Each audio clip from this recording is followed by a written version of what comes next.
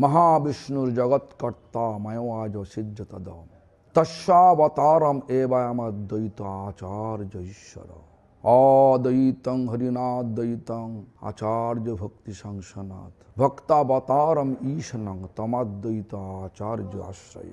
Hare Krishna, today is a very significant day for all Gaudiya Vaishnava because today is Advaita Acharya's appearance day. Who is Advaita Acharya? He is Mahavishnu and Sadashiv together, Vishnu Tattva. Therefore, my grand spiritual master, His Divine Grace, Srila Prabhupada Bhakti Siddhanta Saraswati Goswami Thakur, he never kept any beard and mustache in his picture.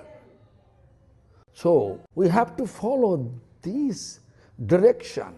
Whatever Srila Prabhupada Bhakti Siddhanta Saraswati Goswami Thakur installed the deities in Srivasangan and also Jogopit temple. So, nowadays it is not going on as Srila Prabhupada Bhakti Siddhanta Saraswati Thakur showing us the embodiment of Srila Advaita Acharya. So you have to follow this. Please try to follow and get the mercy of Advaita Acharya.